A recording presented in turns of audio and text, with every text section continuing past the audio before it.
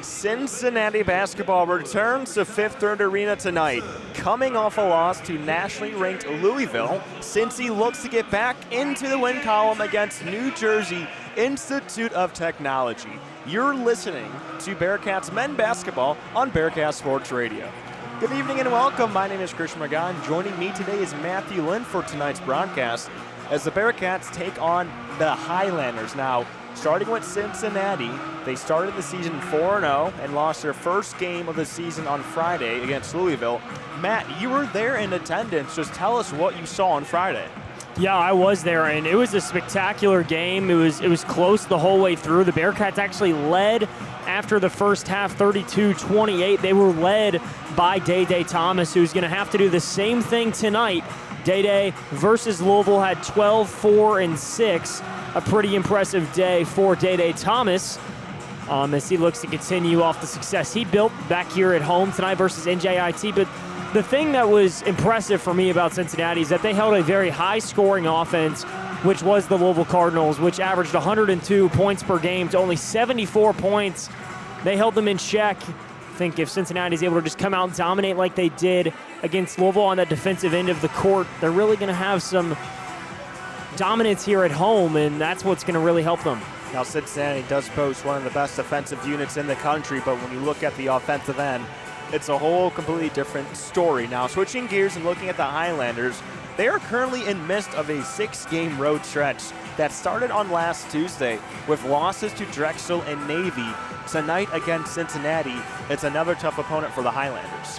It is, and like you mentioned, that 6-game road trip, it does not feature any easy teams. It features at Cincinnati, at Louisville, at Eastern Michigan, and at High Point. And those are some really good teams that you're going to have to go up against. And the important thing for NJIT is just trying to go through the players that have worked for you early in the year, and that's none other than freshman David Bolden, who has just really paved the way for this Highlander team, has had a season high and career high of 23 points already this season, and has definitely been their most efficient player on the floor for the Highlanders. Now for NJIT, you mentioned David Bolden, the freshman, does lead the team in scoring, averaging 13 points per game. Tip-off here momentarily in Cincinnati. We'll take a quick timeout here on Bearcat Sports Radio. Don't go anywhere. Cincinnati takes on the Highlanders.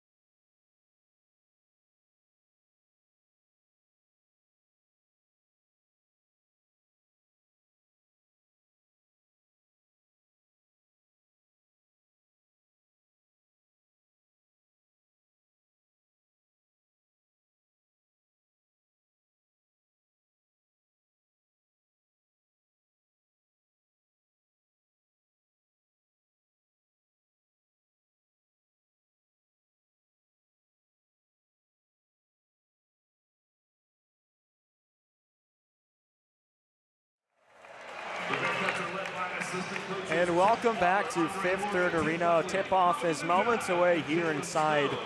You can say about 45, 50% filled capacity here at Fifth Third Arena. Understandable with, you know, a non-conference game, a lot of kids going home for Thanksgiving break as well. Yeah. You know, there's a lot of talk on social media about the student section not being loud enough or the ruckus not being too much involved, you can say. Well, I think it's understandable with some of these smaller teams in the non-con games. I mean, I think even if you hosted some of those exhibition games earlier in the year, like you played Arkansas, you played Michigan on the road, I think if you even had those here, I mean, I think this place would be absolutely filled to the brim to see some of those teams. So some of the smaller non-con games, you kind of understand. It's a Monday night, so a couple more students than the last game at home, which was against the Mount. So that you kind of see more of, and I'm happy to see that. You know, again, you get further into December, a little bit before that Christmas break time, right before you jump into conference play, I assume to see this place get a little bit more filled. Let's take a look at your starting lineup. Starting with NJIT at the guards, you do have David Bolden, the freshman we talked about in our open, led by Jeremy Clayville, Ari Fulton at the forward. It's Jordan Rogers, and to wrap it up at the 5, it's Malachi Arrington. That is your starting 5 for the Highlanders. Now looking at Cincinnati, 3 guards in the rotation. You do have Day Thomas, Shauna Bayev, Kurt Krisha. At the forward, Jalen Celestine getting the start in place of Baba Miller. He was injured in the game against Louisville in about the final 10 minutes of the game. So a lower body injury, no Baba Miller. He will be evaluated on a day-to-day basis. And then at the center, Mustafa Cham wraps it up. That is your starting 5 for Cincinnati. Bearcats wearing their all-white uniforms. NJIT wearing their all-red uniforms. At the CPAW logo, it is Malachi Arrington going against Mustafa Cham, and we are moments away from tip-off. Bearcats going from right to left and vice versa for the NJIT Highlanders. Bearcats win the opening tip. Here comes Kurt Krisha, has it straight away, gives it off to Shauna Bayev. Bayev rotates up top, gives it off Celestine, bounce pass, Krisha, corner three-pointer is up, and it's good. Kurt Krisha gets this game going, 3-0 Bearcats. 19:34 left to go in the first half. Here come the Highlanders. Malachi Arrington gives it off. That is a three-pointer up by Clayville. It's no good. Rebound secured by Bayev, and he threw it away. Wanted to get it to the Cham. Good effort as he covers it by the CPAW logo, but another turnover. Jordan Rogers secures it. It's a pass attempted at David Bolden on the near side. It's intercepted by Day Thomas. Coming into this game, NJIT a record of 3-3, coming off back-to-back losses against Drexel and Navy. Cincy 4-1, the loss coming against Louisville as the Highlanders inbound the ball. Here's David Bolden straight away, guarded by Day Thomas. Kicks it off, Fulton. Fulton goes in, finds Bolden and another three-pointer. That one is way off the mark, secured by Mustafa Cham. Here come the Bearcats in transition. Krisha has it at the right wing, guarded by Clayville. Cham, he's going to let one fly from distance, and it's an air ball. You know, you hear coaches talk so much about shot selection. I'm not sure that is the best shot to take early in this game from Mustafa Cham. Someone who shoots 13% from beyond the arc. Cats still up 3-0, 18:40 left to go. A three-pointer is up from Fulton. It's no good. There's Krisha with the rebound. Cross-court pass to Bayev. Three-pointer left wing. Bingo! Shauna Bayev connects on his first basket. Cats up 6-0. Highlanders with possession. It's David Bolden at the right wing. Gives it off to Rogers. Bounce pass to Arrington at the right elbow. Still has it. Gives it back off to Rogers, who penetrates right side. Goes underneath. Finds Clayville. Corner three-pointers up. And that one hits the side of the hoop. 6 up on the shot clock. Highlanders still have it. Bolden guarded by Thomas. Has to make a move. Drives inside. Day Thomas gets the steal. It goes off the leg of Bolden. And it's Bearcats ball. Well, Day Thomas showing his experience right there. Went down to the lane to just poke it away. Doesn't commit the foul. 17:56 left to go in the first half. Cats up 6-0. Bearcats with possession, led by Kurt Krisha, who has it straight away. Nice pass to Cham at the right elbow. Puts up the jumper. Too much, can't connect. Rebounded by Ari Fulton. Highlanders with possession. Fulton goes inside, and his floater is good in the paint. Highlanders down 6-2. Thomas has it, kicks it off. Celestine, right wing three-pointer is up. It's no good. Rebound secured by Fulton once again. Here comes NJIT. Fulton has it the left wing. Guarded by Abayev. Nice crossover, lost his handle, picks it back up. Here's Bolden going against Thomas, and a foul is against Day-Day Thomas. Took a hard fall on the court. 17-17 left to go. The Bearcats with a 4-point lead. Cincinnati led by head coach Wes Miller in his 5th season under the helm. Overall record at Cincy, 86-60. Here's Bolden, has it straight away. Dribble handoff, Clayville dancing around the perimeter. Another dribble handoff to Rogers, who kicks it off the Bolden left wing. 7 left on the shot clock. Bolden has it, 4 left. He goes inside, puts up the jumper, too much, and a foul is called. And it looks like it's against NJIT. Going against Malachi Arrington, the sophomore from Somerville, New Jersey. That's the team's first foul for NJIT, led by head coach Grant Billmeyer. He is in his 3rd season as the coach of the Highlanders, a record of 17-48. Thomas with possession, kicks it back off the Cretia. Celestine, another three-pointer's up. Too much, rebound secured by Arrington. Here come the Highlanders, bringing up the ball. It's Jeremy Clayville.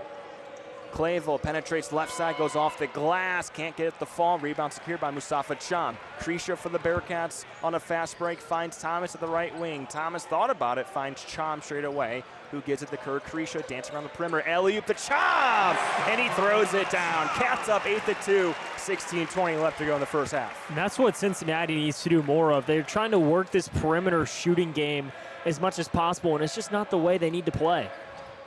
Ari Fulton has it straight away, spins inside the paint at the left elbow. Good defense by Celestine, who kicks it back out to number 1, David Bolden.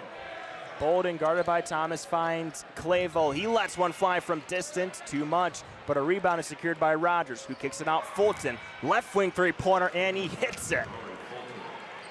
NJIT down 5-8. Here come the Bearcats in transition. Celestine goes inside, a lot of contact, no foul is called. Here come the Highlanders in transition. Clayville lets one go from distance, and it's off the front iron. Rebound secured by Fulton again. Bolden, he tries, in and out, rebounded by Mustafa Cham. Abayev at the right wing, lets one go from distance, and that one is in and out as well. Rebounded by Rogers. 15-18 left to go in the first half. Cats up 8-5. Arrington, dribble handoff to Bolden at the left wing, who kicks it up top to Rogers. Fulton gets it, lets one go from distance again, off the mark, but a foul is called. Something that I'm seeing a lot already just 5 minutes into this first half is NJIT is exclusively trying to score from 3, and that is something that Louisville tried to do, and Cincinnati is just so strong in that paint area. It really forces teams to try to finish from outside, and that's exactly what Cincinnati wants the Highlanders to do. Louisville is one of the better three-pointing shooting teams in the country, and they only had 28 points at half last week. So if they can keep NJIT to keep shooting from that perimeter, Cincinnati's offense will eventually find its rhythm and continue to pull away. Looking at the Highlanders, from the floor, they are 2 of 11 and 1 of 8 from deep. A team that shoots 32% from beyond the arc. Necessarily, it's not their strength to say. No, it's not their strength, but tonight it's going to have to be if they want to try to come away with a win. It's going to be super hard to work inside on the size that Cincinnati possesses on this roster. Well, Bearcats up 8-5, 15:07 left to go, and a quick timeout here in Cincinnati. We'll take another quick one here on Bearcat Sports Radio.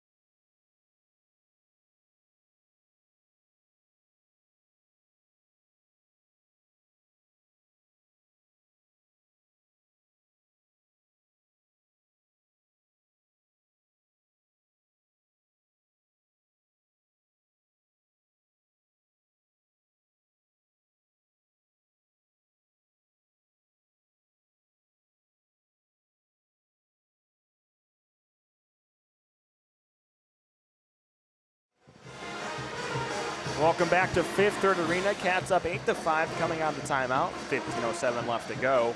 Looking at Cincinnati, they are 2 of 6 from beyond the arc. They as well, Matt, are not a good three-point shooting team. They do have a lot of size, and they should take advantage of the paint. Yeah, you're exactly right, and we've only really seen it on one possession, and that was Kirk Kriisa hustling down the floor. And when Cincinnati likes to play with pace, they play super well, and it gets the other team super disoriented. It's just when they start to slow down and try to set up from the perimeter, like you mentioned, they're not a great three-point shooting team. Their offense becomes very stagnant and very inefficient.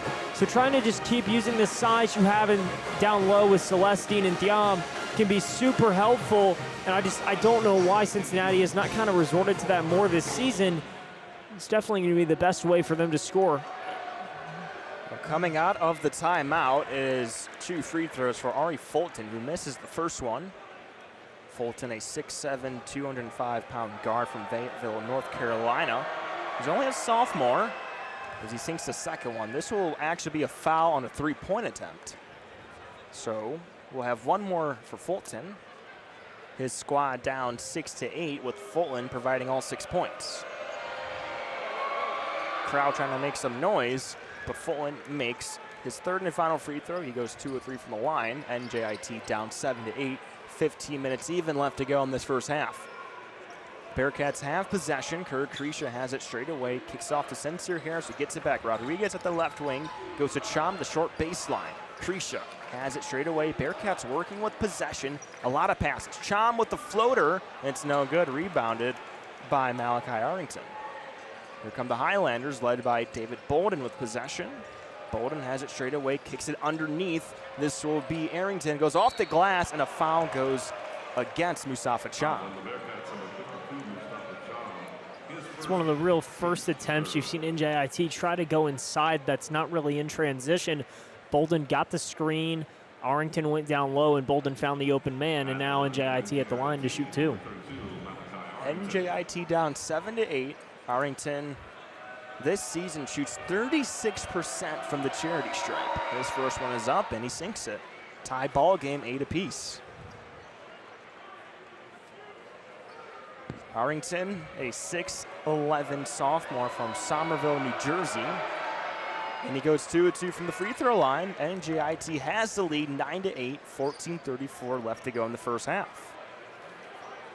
Here comes Cincinnati with possession. Kriisa has it left wing, gets a screen by McKinley, kicks it off to Harris, who dumps it off to Rodriguez in the far corner. Harris to Kriisa. Goes to McKinley at the left elbow. Goes inside the paint. McKinley kicks it off Rodriguez in the far corner again. 8 left on the shot clock. Here's Cham, has it straight away, finds Kriisa. Bearcats have to do something. Kriisa underneath. Cham's floater. That one rattles in for Mustafa Cham. 4 points on the night for the center from Senegal. Cats up 10-9. Bolden crosses the CPAL logo for the Highlanders. Which is the Rogers, who kicks it off to Arrington up top, guarded by Cham. Still has possession, gives it off to Bolden. Bolden dancing around inside the paint, floater. I think he wanted to go for the alley-oop, but just wasn't successful. Here comes the Bearcats on the fast break. Alley-oop to Cham, and he can't finish it. McKinley gets the rebound, short corner. Kriisa, Rodriguez, three-pointer. That one is no good. McKinley again to Cham underneath. Cham goes off the glass, and it's good. 6 points for Mustafa Cham. Cats up 12-9, 13-18 left to go in the first half. Second chance points are going to be huge in this game for Cincinnati, and McKinley can provide that, garnishing a few offensive rebounds. Highlanders with possession. It's Fulton trying to body down Rodriguez at the left block, off the glass, no good. Putback attempt is no good either for Arrington, rebounded by Cham. Kriisa with possession, pushing at the left wing, guarded by Rocco Awad. Kriisa still has it, goes to Cham inside the paint, kicks it off. Rodriguez, three-pointer, left wing, money! Jordy Rodriguez extends the Bearcats' lead, 15-9, 12:38 remains in the first half. A 7-0 run for Cincinnati over the last 1 minute and 25 seconds. Bolden penetrates inside, guarded by Harris, kicks it off to Rogers straight away. Goes inside, tried to go off the glass. That's a wild pass. Here come the Bearcats in transition. Sincere Harris drives in left side, goes off the glass. Count it! And one for Sincere Harris. Yeah, Sincere Harris read it all the way, slowed up a little bit, went to draw the contact, drew it successfully, and now able to try to convert the three-point play. Sincere Harris, the junior from Canton, Ohio, coming in from West Virginia, averaging 8 points per game coming into this game. He's been a pivotal addition for the Bearcats. Someone who's been banged up quite a bit. He had a wrist injury in the first game of the season. And then against Dayton, I believe he hurt his groin. Definitely battling through some pain, and he converts the three-point play. Cats up 18-9, officially on a 10-0 run over the last 1 minute and 47 seconds.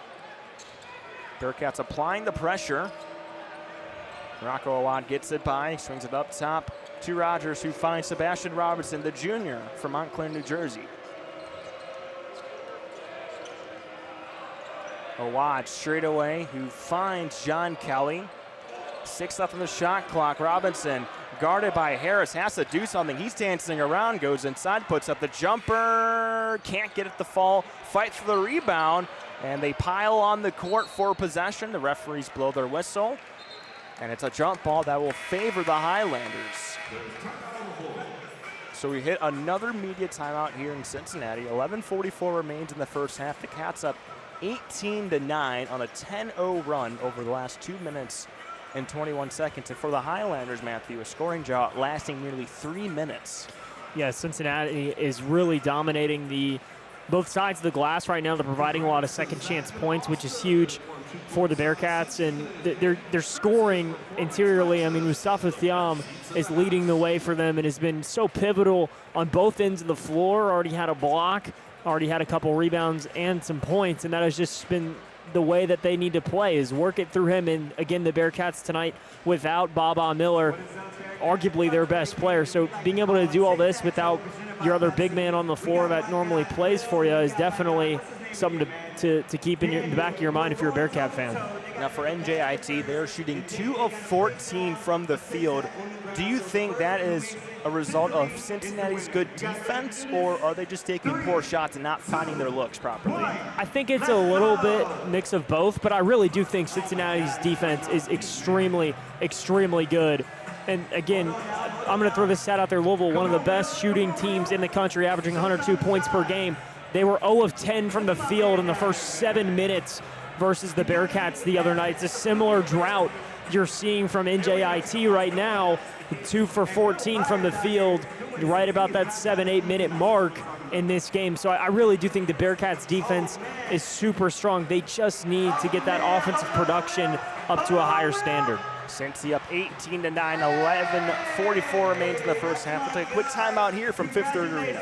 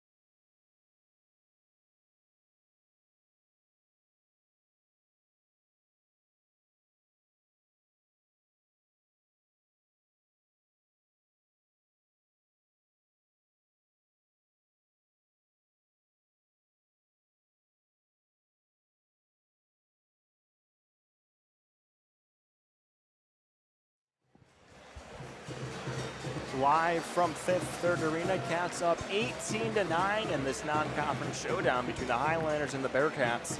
Cincy coming into this game, they're just allowing 64 points per game defensively, and that ranks second nationally in adjusted defensive efficiency per KenCom. A 90.5 rating sits only behind Houston. So a bright spot for Cincinnati has to be their defense. Highlanders will inbound the ball, and a foul is called on the court. Let's see, this one is on. Looks like it's on Sincere Harris. That's his first of the game.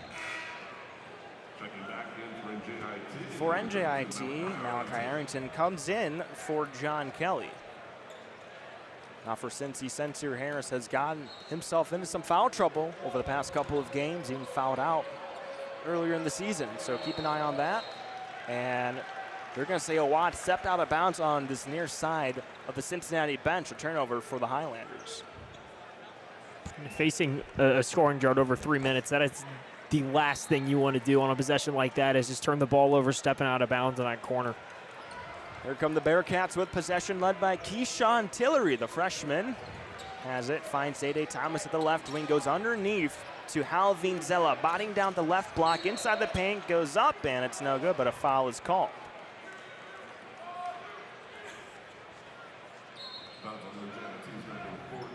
We're going to say this will be before the shot, so the Bearcats will inbound it underneath the basket. Sincere Harris inbound.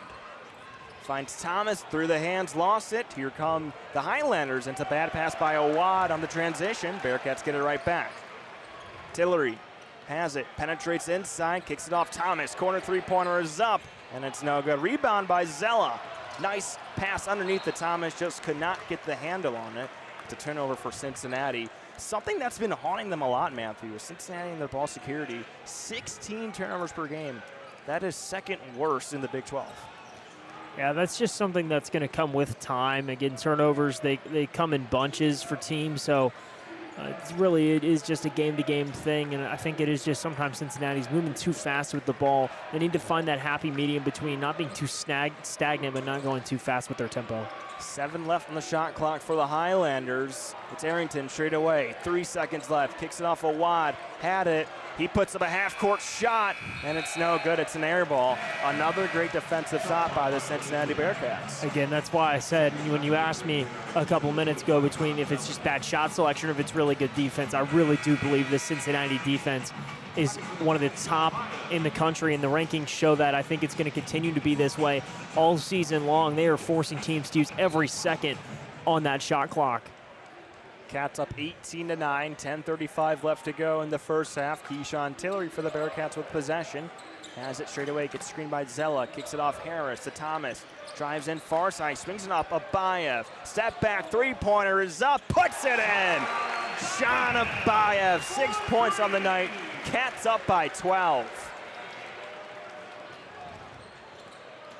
Highlanders bring up the ball past half court, led by Sebastian Robinson with the bounce pass to Arrington, who gets it right back to Robinson on the far wing, guarded by Sincere Harris. Robinson kicks it off to Kelly in front of the Bearcat bench, goes inside on Abayev. He lost the handle, gets it back at the right block, goes off the glass and missed it badly, but Halvin Zella could not secure the rebound. So the Highlanders will inbound it underneath the basket. And that's those turnovers you were talking about, just careless rebounding, just getting a bad deflection. Highlanders are preparing 4 substitutions. Coming in, it's Bolden, Clayville, Rogers, and Ari Fulton. So really, the first team's coming back into the game for NJIT.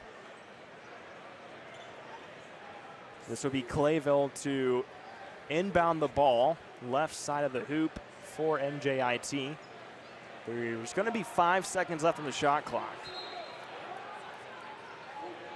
Or at least it looks like, because head coach Grant Billmeyer's on the court alerting his team, hey, there's 5 seconds left on the shot clock.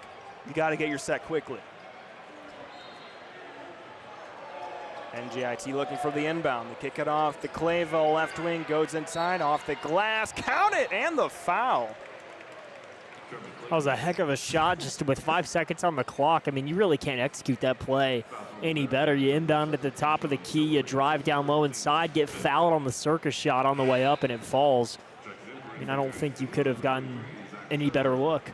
For Clayville, his first basket of the game, a sophomore from Ridgewood, New Jersey. And I'm going to say a lot of sophomores on this team because out of the 15 personnel roster, as Clayville converts to three-point play, his team down by 9. Out of the 15-man roster for NJIT, 11 of them are either freshmen or sophomores. It is a very young team that the Highlanders have. Yeah, and again, that also just kind of shows when you take these guys on a 6-game road trip, it's going to take some time to get these guys comfortable on the road and in some bigger environments like Cincinnati has. Bearcats with possession. Celestine wide open, left wing three-pointer. That one is way short.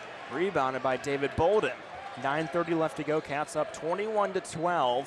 Rogers has it at the right wing, guarded by Sean Abayev at the 5th third logo. Kicks it off Fulton. He lets one go straight away. That one too much on it. Rebounded by the Bearcats. Keyshawn Tillery has it at the right wing for the Bearcats. Guarded by Fulton. Goes inside, try to find Chom, and it goes off of Chom last. Another turnover for the Bearcats, and the Highlanders get it right back. And Tillery is just so quick off that first step. I mean, he can really cut inside as much as he likes, and I really do like that look for the Bearcats between Tillery and Thiam, trying to get that one to work down low. Clayville's floater, he gets it to fall. He's dancing all around the court. He goes coast to coast, and now the deficit down to 7. Tillery drives in, finds Thomas, lets it go, corner three, no good, and it's rebounded by Rogers. Here come the Highlanders with possession. Kicks it off Clayville, who finds Bolden. The freshman goes underneath to Scherler. Swing pass, Clayville, corner three, high arcing, and he hits it. Oh, wow. Jeremy Clayville. And just like that, it's a 4-point game. I mean, Jeremy Clayville now with 8 points on the night. I mean, that one felt like it was hanging in the air for forever, and it was nothing but net. 8:14 remains in the first half. Cats up 21-17. Tillery has it, kicks it off of Abayev, lets it go straight away, and it's no good, bouncing around. And it's going to stay Cincinnati basketball. Well, let me tell you, I think just looking at that in person, I thought that went off of Celestine last. Yeah, I thought it did too, and Bolden was trying to get head coach to challenge that one, and he even had the finger ready to go and make the motion, and he waved him off. It was very close. I mean, now you're looking at a 4-point game. I could get Bolden wanting to get this ball back and really take a look at it. They will not. Bearcats the inbound at 8:05 left to go in the first half. Cincy up by 4. Thomas has it behind the back pass, but Abayev is there to recover it at the C-Paul logo. He has that one-on-one. He loves to step back three-pointer with 8 left in the shot clock. Abayev working on Fulton, goes inside off the glass. Great finish with Sean Abayev. 8 points on the night for the freshman. I think that's what a lot of more Cincinnati Bearcat fans want to see, is Sean Abayev really taking control, being that guard they know he can reach that potential to be, and driving inside and making tough contact finishes. That's exactly what Sean Abayev did right there for the Bearcats. That's a travel on Ari Fulton. Cats up 23-17, 7:28 remains in the first half. Cincy shooting 41% from the floor compared to the Highlanders only shooting 25%. But a little run right there from Jeremy Clayville kept the Highlanders alive in this first half. Yeah, he had that circus shot on that inbound play. You know, there's only 5 seconds on the clock, goes up, gets fouled. That shot dropped, and then he makes that deep corner three. And that one, really, I mean, it really did just hang in the air for forever. It felt like it went above the shot clock, and it fell. I mean, he has really tried to keep them in this game. And this is a young team, like you mentioned, and we talked about these bye games. You know, it's not always as simple as it looks. Teams lose on their home court all the time. The Bearcats can't allow them to get too comfortable shooting from the perimeter. Cats up by 6, 7:28 left to go. Another media timeout here in Cincinnati. We'll take one as well from Bearcat Sports Radio.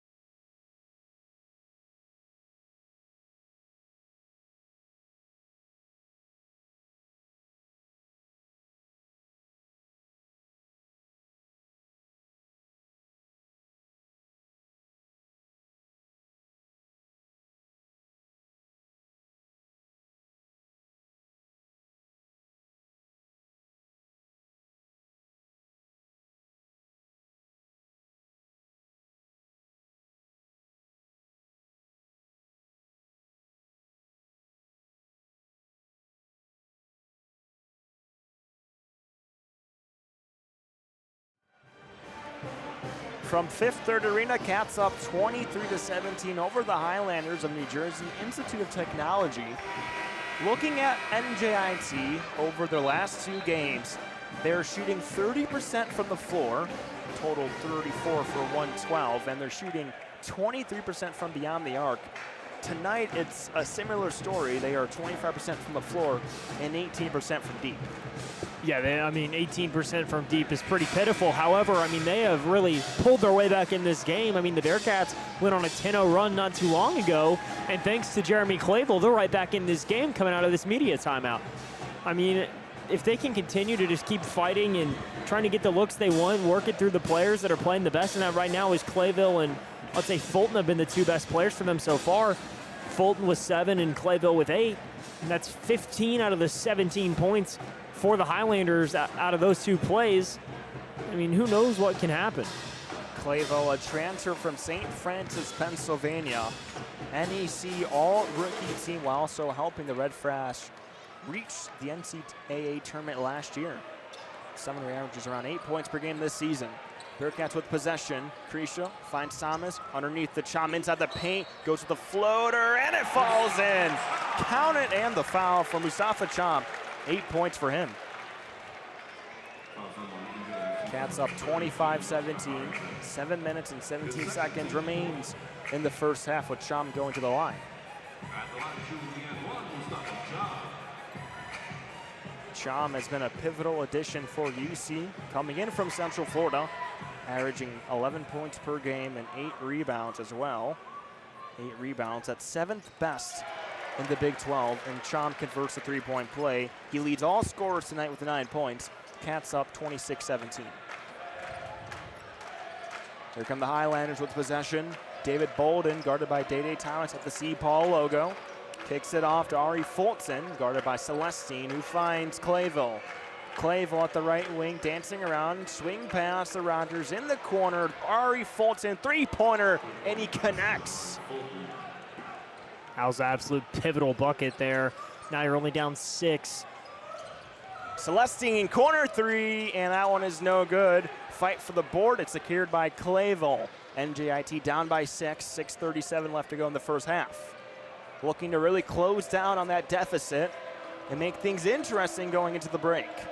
Bolden, Fulton on a buy, drives inside, but they're going to say a travel. This is the second time Fulton has traveled in this game in the first half. Yeah, I think he's just a little too antsy. Now with 10 points tonight, I think he's really trying to be that main scorer for them, trying to go down low.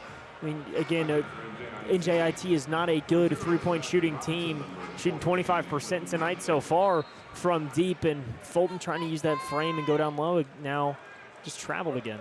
Fulton and Bolden come out for NJIT, a real opportunity for Cincinnati to extend their lead over the Highlanders. Thomas to Harris, Krisha has it straight away. Gets a screen by Chom. Nice cross-court pass to Harris in the far corner. Harris, pull-up jumper mid-range. That one falls in for Sincere Harris. 5 points for the junior. Cats up by 8 with 6 minutes even left to go in the first half. Here's Rogers. Dribble handoff to Quentin Duncan, who finds Robinson dancing around, goes inside, jumper from the left elbow, splash for Sebastian Robinson, his first basket of the night. Bearcats go quick. Abive, swing pass, Thomas, corner 3-pointer, connects. Day Thomas, that's his first basket of the game. Cats out 31-22, 5:34 remains in the first half. Bearcats shooting 46% from the floor, compared to 32% for NJIT. Rogers goes inside, right side, goes off the glass, can't get that one to fall. Fight for the rebound is secured by Clavel, who dumps it off in the corner to Rogers, back out to Clavel at the right wing. Penetrates, almost lost his handle, finds Robinson, nice pump fake, but a foul goes against Sincere Harris. Yeah, NJIT really trying to pick up the pace on that ball movement around the perimeter. Sincere Harris just kind of got in the way there. But going back to his jump shot he made to extend this run for the Bearcats, he was holding it in that corner, and then he had so much space awarded, realized it, picked up the dribble, came off, and took the easy jumper. That is just the look you're trying to get out of a player like that, and he executed it perfectly. Another 3-point for Clavel. That one is way off the mark. Another air ball. Krisha gets it, finds Rodriguez at the right wing all alone, had it for a second, thought about it, still has his dribble, kicks it off to Krisha at the right wing. Gets a screen by McKinley, goes underneath the McKinley, short baseline, penetrates inside the paint, kicks it off. Abayev thought about it, step back, three-pointer is up, and that one is no good. Nice high arcing grab for the rebound by Jordan Rogers. Highlanders go in possession, goes off the glass with Robinson. No good, but a foul is called with 4:42 left to go in the first half. Highlanders down by 9. Yeah, Robinson moving inside, now went down to the paint and then got fouled on the way up. For Robinson, he will shoot 2 free throws, someone who is 55% from the line this year. Looking to cut into that deficit, and he makes his first free throw. 3 points for him. Looking at Robinson, he played alongside classmates DJ Wagner and Aaron Bradshaw as a freshman at Camden High School in New Jersey. If those names sound familiar, well, they both played at Kentucky. Yeah, DJ Wagner followed Coach Cal to Arkansas. Now their starting point guard there. Second free throw can't fall. Rebounded by McKinley. Bearcats with possession. Rodriguez has at the right wing, finds Keyshawn Tillery straight away. Back out to Rodriguez, who swings it right back to Tillery. Tillery tried to go with the bounce pass to McKinley, stolen by Clavel. Here come the Highlanders. Clavel thought about it, pulls it out. Wild pass. It's intercepted by Krisha. Here come the Bearcats. Krisha behind the back pass to Zella off the glass. Yes, sir! And the foul. Kurt Krisha, a behind the back pass. Where's that number 11? Steve Nash was his favorite player growing up, and you see a little flashes of him within Kurt. Yeah, he's a high assist player and drove down low, drew it, and then just a beautiful behind the back pass. I mean, it really doesn't get much better than that. Now to convert the three-point play. Cats up by 10 with 4:18 left to go in the first half. Zella's free throw is up, and it rolls out, rebounded by Robinson. 4:14 remains in the first half. Highlanders with possession. Robinson penetrates right side, guarded by Tillery inside the paint. Nice move, floater is up, too short, rebounded by Zella.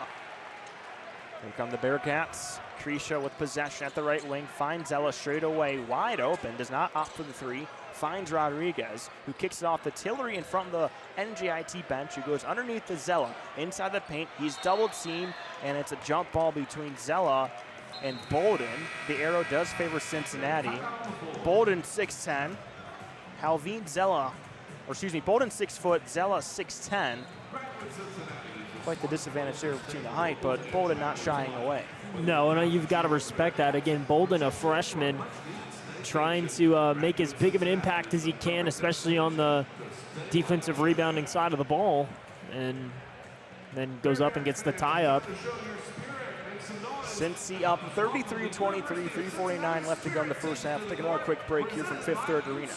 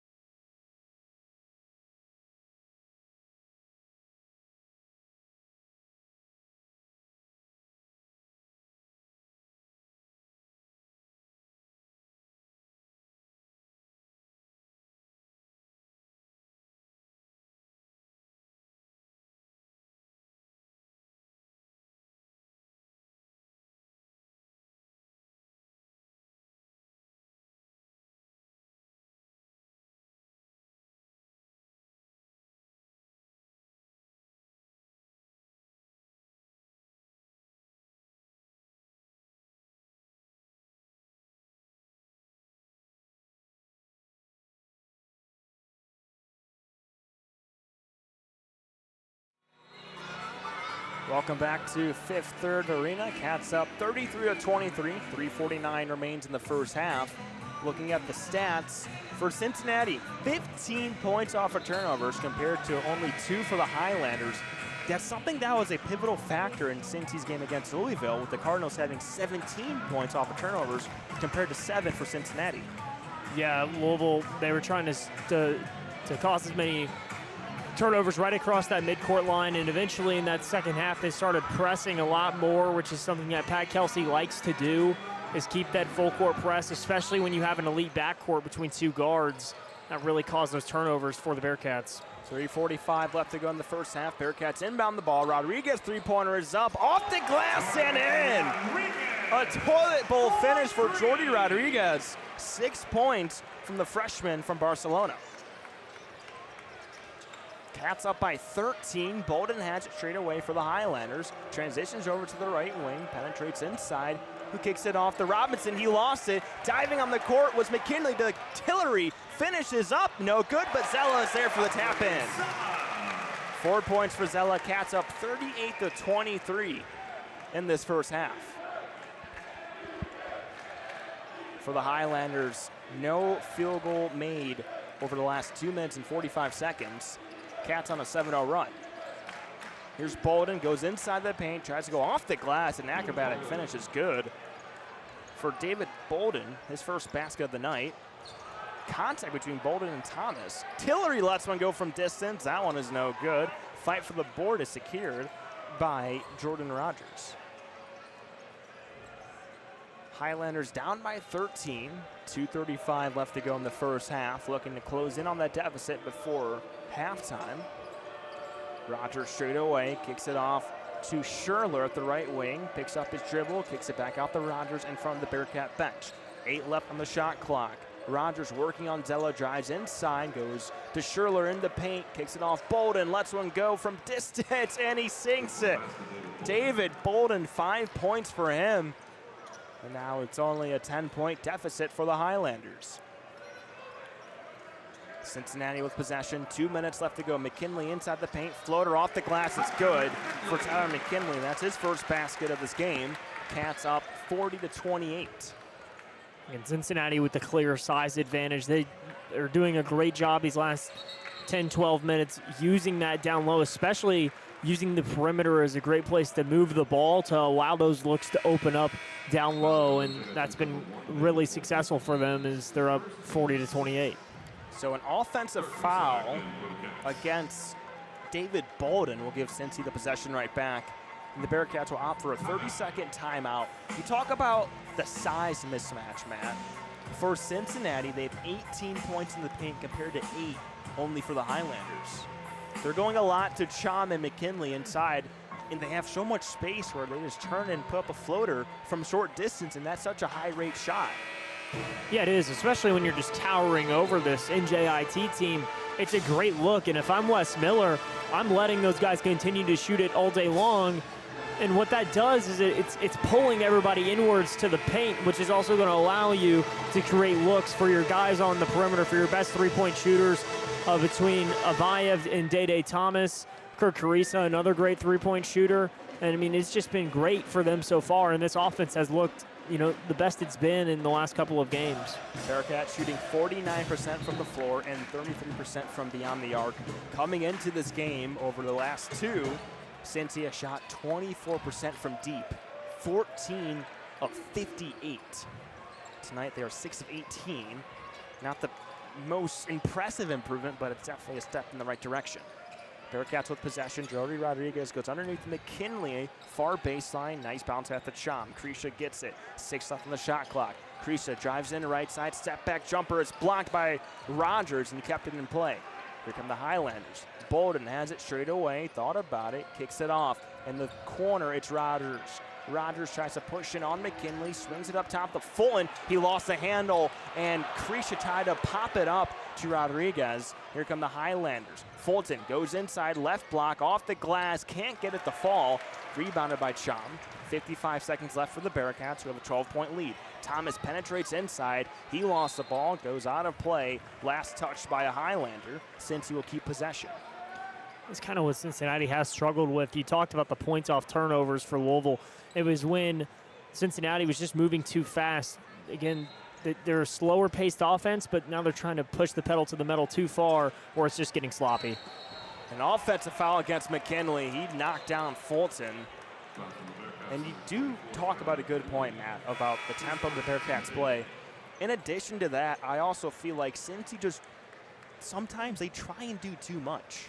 Yeah, sometimes they're trying to find that perfect pass, the flashy pass, but sometimes it's just better to let one of your guards or Dom just run down the lane and try to get the easy two. Like we mentioned, that floater has been a really good look for the Bearcats tonight, and they're kind of trying to differentiate themselves. They want to be one of the best three-point shooting teams. It's obvious. They keep trying to let the three. It's just not falling. I don't think that's their identity.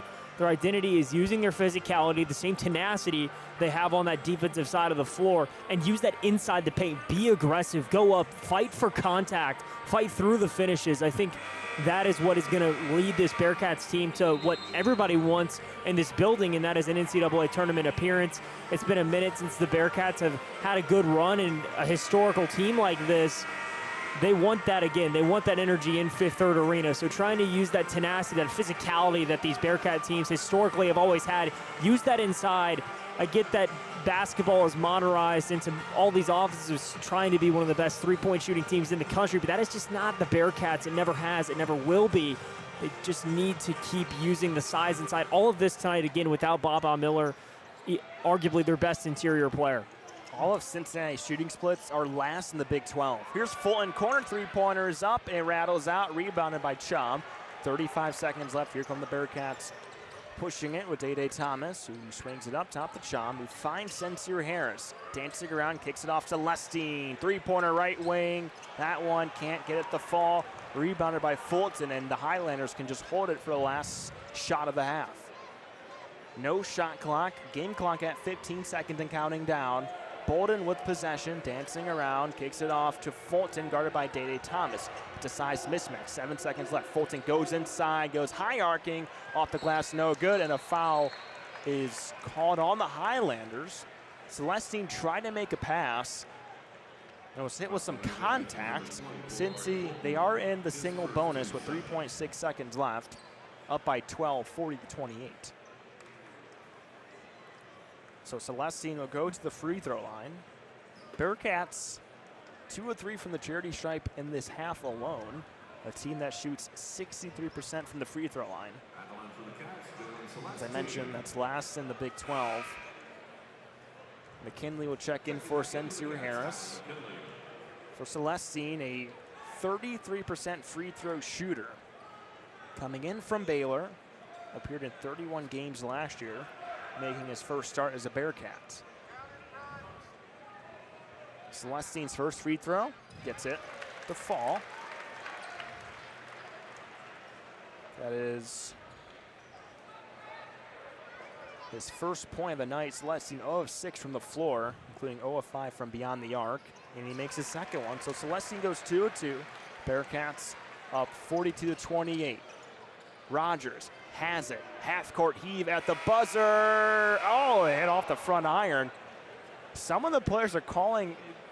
Chum was a little eager right there to jump up and try to knock that ball away. He was. That was a really good attempt from, just beyond the seed paw. I mean, it really did look like it could have fallen if Dion didn't go up and get it. Kind of lucky to escape a goaltending call there. Well, we hit halftime in Cincinnati. Cats up 42-28. And for the Highlanders, they end that half with a 2-minute and 15-second scoring drought. A lot of inconsistent play from the Highlanders, and if they want to try and keep this game alive, they have to be more consistent against this Fury Bearcat defense. Yeah, again, the Bearcats defense is going to be the identity of this team all year. They're going to live and die by how well this defense plays each and every game, especially when you enter Big 12 play versus some of the stronger teams being Arizona, Houston, Kansas, the top of the league, Texas Tech, another team. So there's going to be a lot of good teams the Bearcats come across. It's going to be how well is this offense going to play the rest of the year? How are they going to be able to score the most efficiently? And, you're hoping to see that improve in the second half, 42-28, the halftime score. Oh, here in Cincinnati, we've hit the halfway point, as you mentioned, Matt. 42-28 in favor of Cincinnati. We're taking another break of our own from Bearcat Sports Radio. Don't go anywhere. Coming up next is the second half of action between the Highlanders and Bearcats.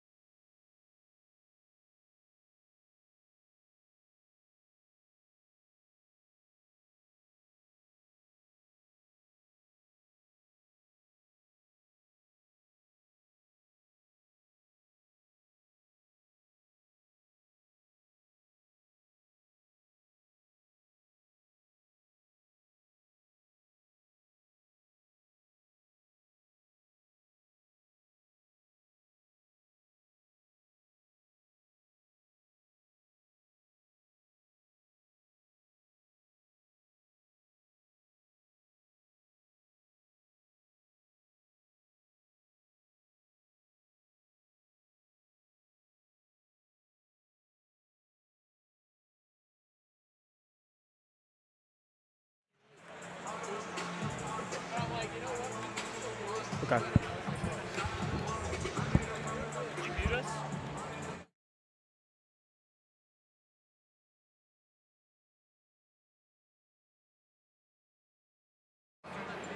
Well, welcome back to Fifth Third Arena here in Cincinnati, Ohio. The Bearcats and the Highlanders are battling here in downtown Cincinnati. The Bearcats at the break lead 42-28. And it's been a good around team effort for the Bearcats without one of their star players, Baba Miller, Matthew Lynn, and Craig Pagan here with you on Bearcats Radio. Yeah, I mean, like you mentioned, no Baba Miller. He's arguably Cincinnati's best player, and I was really interested to see who would really step up in that forward role with no Baba Miller. And we're starting to see some minutes of Alvin Zella. Celestine gets the start. A little bit of Todd McKinley, who I'm really big on, especially on the defensive side. But really, the defense is paving the way for the offense for Cincinnati.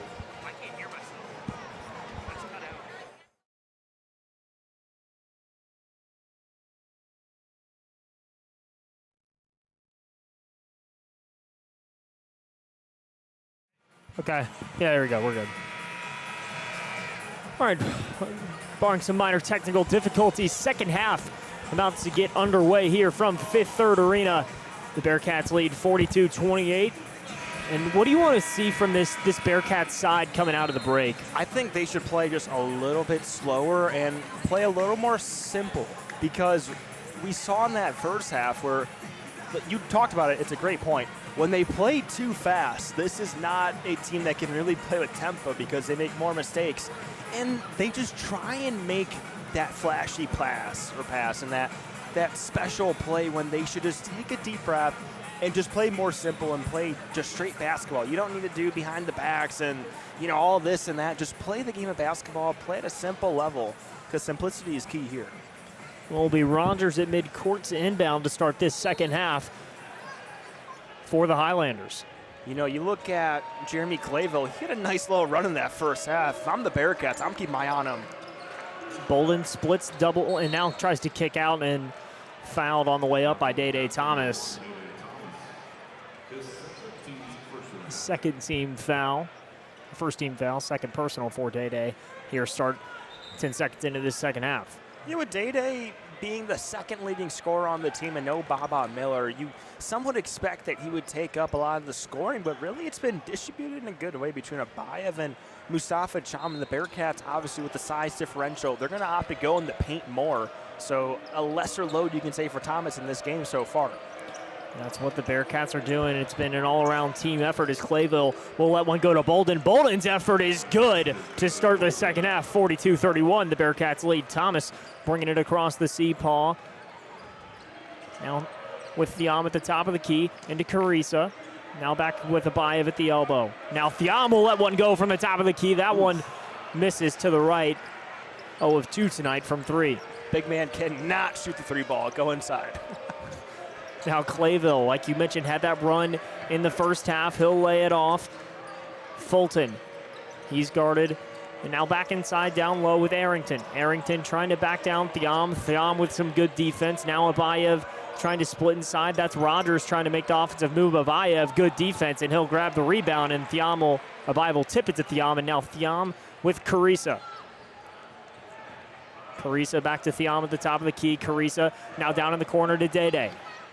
Day now inside, back out to Thiam across the perimeter, now laying it off to Abayev. Abayev goes up for the floater. That one missed off the left rim, but got fouled. Abayev will go to the line to shoot 2.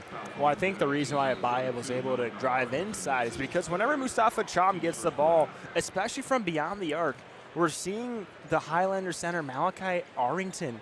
He's playing inside the paint. He's giving so much space to Mustafa Cham. He's begging him to shoot the 3 ball. Please do so. And with that, so much separation there for Abayev, when he gets it to dribble a handoff, he's going to drive inside with all that space and go with the floater. It's a good shot. It's a good look. And it didn't fall for Abayev, but hey, he's at the free throw line.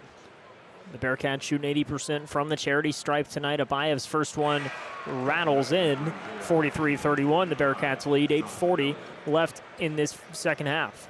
for Abayev, he's someone who's going to be very special for Cincinnati. The second highest rated recruit of the 247 sports era, only behind Lance Stevenson. He's had himself a nice start to his career as a Bearcat. And Abayev's second one is good. Both of them rattled in off that left rim. Bearcats now shooting 86% from the line after those two makes. Now Fulton off the inbound. Fulton, Celestine was there to pick him up, and now it's with Bolden. Bolden now guarded by Day. The Bearcats defense trying to apply some pressure here. Bolden now moving inside. Bolden trying to split and tipped away. Abayev's got it. Sean Abayev will slam it down for Cincinnati. Sean Abayev gets the steal and in transition throws the tomahawk. Sean Abayev, he's someone who is so electric. I think everyone inside Fifth Third Arena, once he got the steal and had open space, you know he's going to take flight. So many times he's been able to do that this season. As I mentioned, he's just such a fun talent to watch. He's going to be very special. Again, Sean Abayev, one of the bigger guards. You don't see a lot of guards standing around 6'5", 6'6". You're thinking more of that 6'2", 6'3 range. And just his frame gives him so much versatility to play from the perimeter, but also move inside. Yeah, I mean, he's 6'8", 210. He's not exactly the best three-point shooter, but it's also a work in progress, which is why a lot of people call for him to drive inside because he's so athletic. He can get by defenders quickly and has a nice touch to his finish. Now Thomas, bounce pass from Carissa to Abayev, and that one is good from the corner. Well, I guess that's a good old announcer's jinx, you can say. Abayev, well, he can knock down a three-pointer, but it's a good look for him. Now Fulton on the wing, working on Harris. Fulton now moving inside, will pass it back out to Clayville. Clayville working on Carissa. Clayville moving inside the paint. Now laying it off to Fulton. Fulton guarded by Day. Fulton goes up. It's off the back rim. Rebounded by Sean Abayev. Abayev with space across midcourt. Abayev now throwing it down low to Thiam, and what a pretty pass from Sean Abayev. Timeout, Highlanders. Well, we talk about the shooting from Abayev. How about the no-look pass? He's got the creativity. He's got the vision. I mean, Abayev just, it's a great pass underneath the shot. And another thing, too, about Abayev, he is not afraid to shoot a contested shot. So many times we've seen it this year, there is a man right in front of him, contested. We talk about it. That 6'8" frame allows him to rise up, and he has such a high release in which he can shoot it over those defenders, which is why you really have to play a tighter defense on him, almost mirror him, but he's not afraid to take that contested shot. Well, the Bearcats 3 of 3 on their last field goal attempts, a 9-0 run over the last minute and 20 seconds. I mean, that is about as good as you're going to get for the Bearcats. Sean Abayev knocks down a three and then throws the pretty pass and had a dunk all in that sequence. Again, the second highest rated recruit from 247, Lance Stevenson, the only one above him. I mean, when you think about 6'8" point guards, there's only really one in recent memory that comes to my mind, and that is Ben Simmons from the Philadelphia 76ers, and he's bounced around the league, but he had a really great start to his career, but the one thing he couldn't do is shoot the three ball. Abayev, he's made a lot more threes than Ben Simmons has, but again, using that frame to his advantage, I think is what is going to make him an extremely special prospect for the Bearcats and eventually to play professionally. Yeah, Abayev, I mean, he's just so efficient tonight. 5 of 8 from the floor, 3 of 6 from deep. He also has a couple of rebounds and assists. You know, he does turn the ball over just a little bit, but today that's been a different story. You know, when you look at the checklist for Sean Abayev, you know, he checks a lot of those boxes off that the professional scouts will look at it. You know, there's no doubt in my mind he will be a lottery pick in this upcoming draft. As I mentioned, he's so fun to watch. He's so versatile when it comes to his game. And he can only go up from here, which is amazing because 15 points tonight for him. He leads all scorers. He's only a freshman. This is only his 6th game. 6th game at the college level. I mean, there's a couple really great freshmen around the Big 12. I mean, you look at BYU, you have A.J. DeBanza. You look at Kansas, you have Darian Peterson. And Cincinnati with Sean Abayev. And, you know, another stat that I kind of want to throw out here, Cincinnati has 22 points off of turnovers. That's nearly half of their points. I mean, the Bearcats' defense is just super, super consistent, and it has been over the course of these last 6 games. Yeah, I mean, a key thing for Cincinnati is, yes, their defense is so good that they do a phenomenal job when it comes to forcing turnovers. The only con is on the offensive end. They turn the ball over a lot too, but looking at Cincinnati, looking at their first forced turnovers per game, they average 17. That is second best in the nation at forcing turnovers. And whenever you create that many chances for your offense, you know, you're bound to get points off of turnovers. And especially on fast breaks, the Bearcats have a fast team. So you're going to see a lot of fast break points for them as well. But whenever you get points off of turnovers, that's like an extra boost. There's points that you didn't expect to get. And that comes from your defensive end leading your way for your offense. 17:20 left to play here in this second half. The Bearcats lead by 20 points, 51-31, shooting 49% from the field, 33% from deep. I think another key thing too, real quick, is that in the first half too, the Bearcats went on a lot of runs, but what was pivotal is that whenever their offense is clicking, it also leads to the defensive game as well, because you see NJIT go on a lot of scoring droughts with the Bearcats on several runs. Now Bolden out to the corner, Fulton for three. That one won't fall. Rebound for the Highlanders, blocked by Thiam, and right back to Kriisa. Kriisa across midcourt, curling it down into Thiam. Thiam lost it trying to go up. And turnover for the Bearcats. You know, it's a good look right there by Kerr. Just Sham could not handle it. But I talked about in the first half too, Kriisa, you do see glimpses of Steve Nash. Just the way how he plays, wearing the number 11 too. You know, he's not the tallest guard, but he can be flashy too. It's just you gotta know the right time when to use that ability. Bolden fell down trying to get the pass out.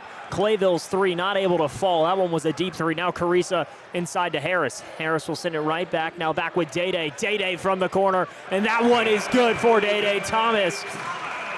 You know, he's been quiet in this game, only 6 points, but hey, he is 25th nationally in three-point percentage. 54% clip coming into this game. Now Bolden will lay it off to Clayville. Clayville back with Rogers. He's guarded by Abayev at the top of the key. Bolden almost had that one picked away. He'll pop a three, and that one is good for the freshman Bolden. You know, Bolden was actually quiet too in that first half, starting to pick up some steam. Harris goes inside. That one not able to fall, missed it badly there. Now Rogers and the Highlanders moving. Now with Bolden. Bolden will just chuck up a heat check, and that one is good again for the freshman. A 6-point swing for him. He's got 11. No disrespect, how is he playing at NJIT? He's only a freshman. He's an absolute star in the making. Now Kriisa with the screen from Thiam. Kriisa. Good dribble there. Kriisa now going inside, and that one was all set up by the screen there. And the good ball handling skills by Kurt Kriisa allowed that easy layup. Beautiful finish with the left hand for Kriisa. Talked about it.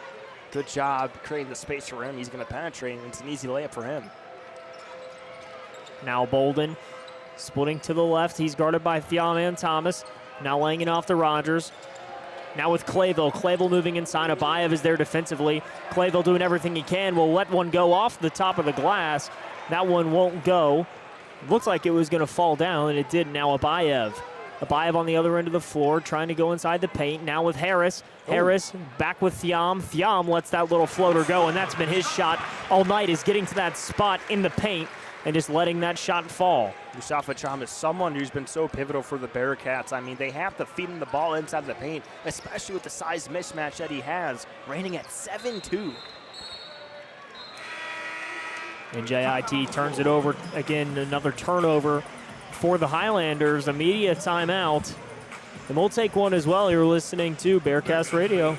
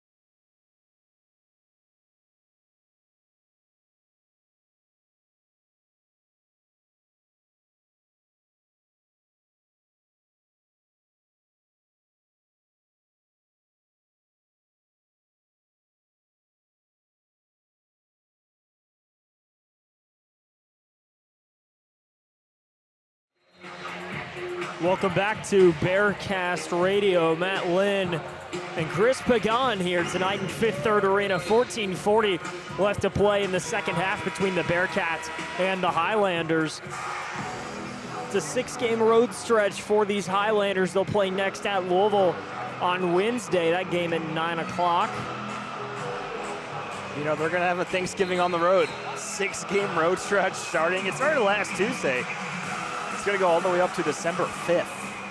And it's a tough stretch, too. I mean, they lost to Navy. They're down to Cincinnati. They play nationally ranked Louisville on Wednesday. It's a tough stretch for them. Now out of this media timeout will be Tillery for the Bearcats. Tillery into Harris in the corner. Harris trying to get to Theom. That pass not available. Now back to Rodriguez. His three-pointer is good. Rodriguez, 3 for 4 on the night from beyond the arc. Yeah, Rodriguez, someone who hasn't played in his last 2 games, finally gets back into that starting rotation, has 3 3-pointers tonight. Arrington, now Ahmad. Ahmad thought about the 3, now laying it back with Fulton. He's guarded by Harris. Fulton working inside, spinning, lost it, kept it alive, and that'll be Bearcat ball. Good effort by Fulton to try to keep it in play. That right there was great defense by Sensor Harris. Fulton got by him, but Harris has a long frame. He actually got a little bit of that basketball, and kind of for Fulton, he lost the handle of it and just had to throw it away. Tillery now with it for the Bearcats. Moving to the left now with Rodriguez. Rodriguez going inside, laying it to McKinley. McKinley now posting up. McKinley moves left, moves right, and gets that one to fall inside the paint. For the Bearcats, just keep attacking the paint. You have the size mismatch. McKinley going to use a couple of moves, gets by his defender, and goes in.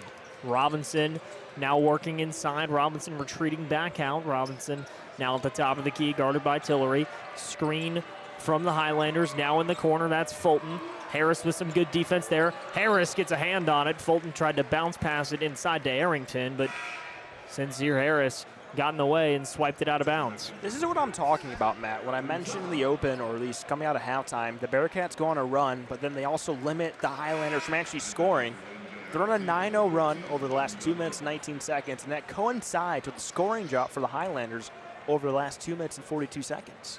Well, over the last 5 minutes, it's been a 21-6 run for the Cats, and this offense has really came to life here in this second half. The Highlanders struggle to get it inbounds, 18 on the shot clock, and Duncan will have... He lost it. Harris poked it out, though, so it'll stay Highlanders ball. But once again, Sensor Harris, he's arguably the best defender since he has to offer. The West Virginia transfer. Now Robinson working on Tillery and gets that falling jump shot to go. A pretty shot from Robinson. 63-39, 13:03 left in this second half. He was fading away too.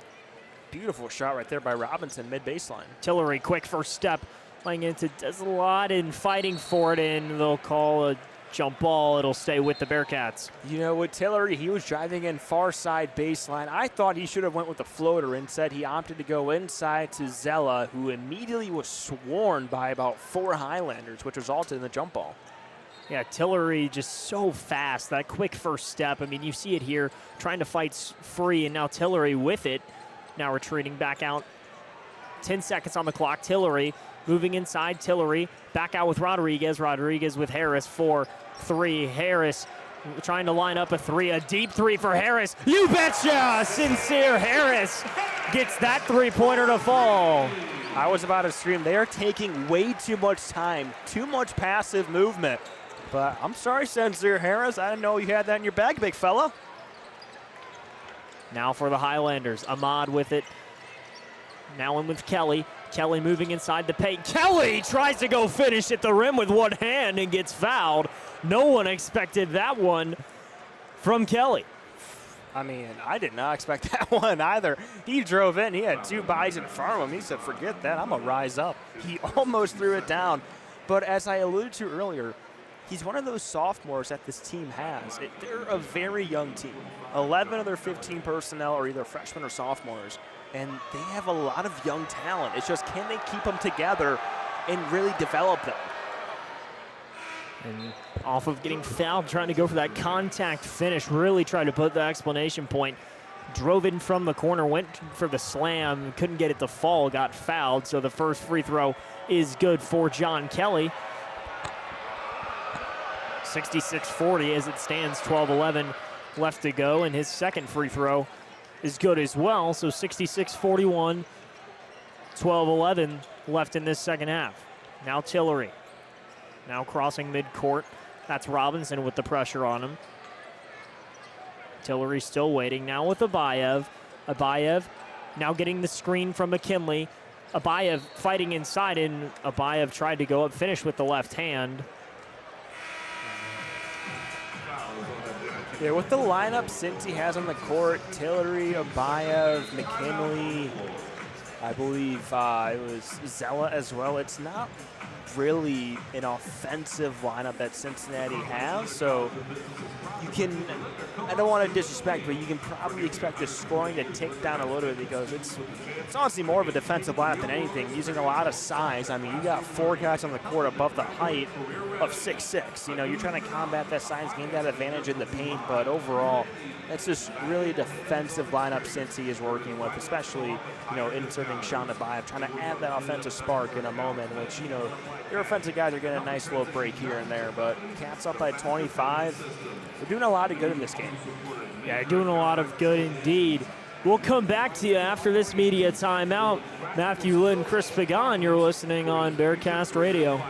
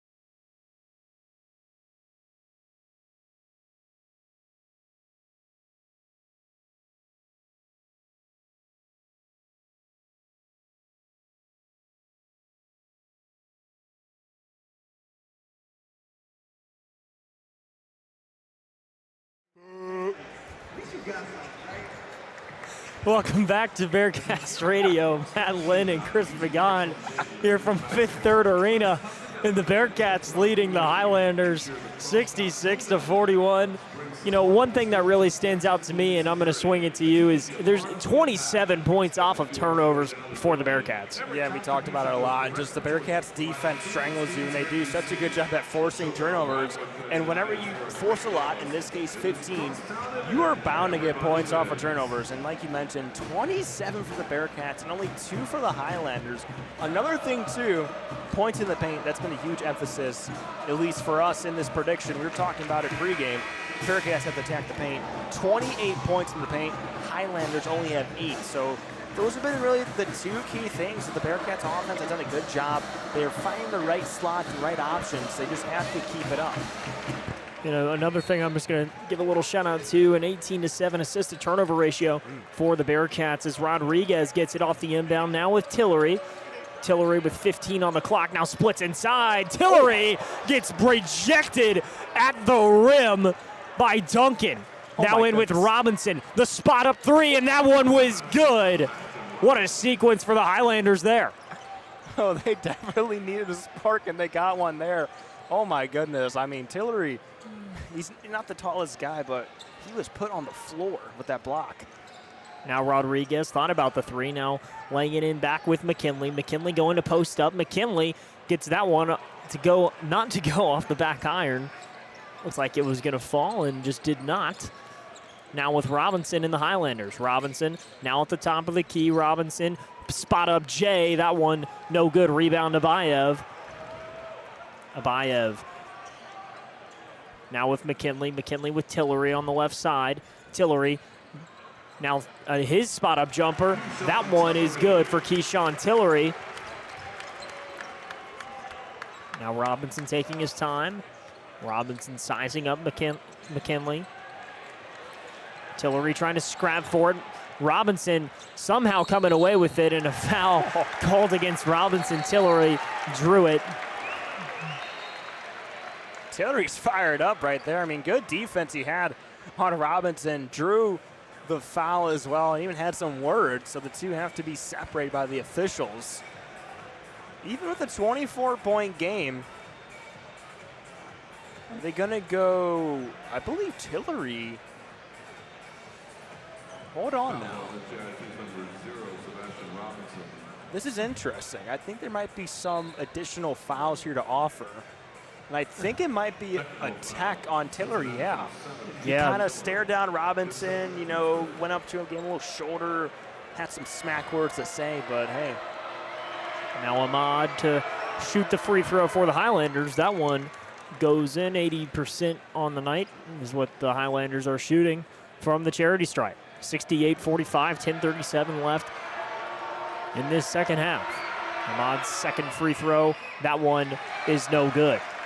I think a cool thing that just happened there was Sean Abayev actually went over to Keyshawn Tillery and gave him some words of, not I want to say advice, but, you know, you can see Abayev trying to be that leader on the court, and you don't see that from a freshman.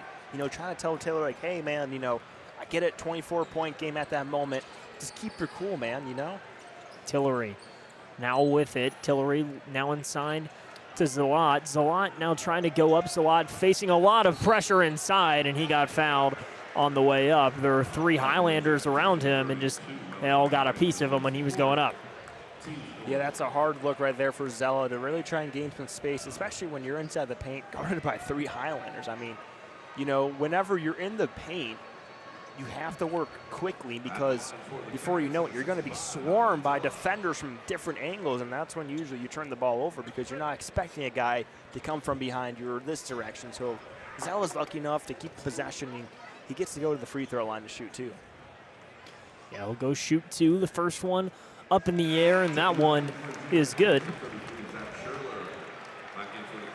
I think something's in the air right now because the Bearcats are 7 of 8 from the free throw line. That doesn't happen often.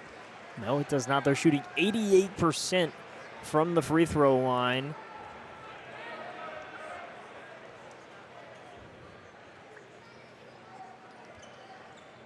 Zelat just made 2 of 2 from the line, was a 50% three-point shooter on the season so far for the Bearcats. 10:20 left in this second half. Now Robinson with it for the Highlanders. Bounce pass into Duncan. He's guarded by Rodriguez. Duncan now behind, now trying to put the bag work on him. Duncan, that one does not go.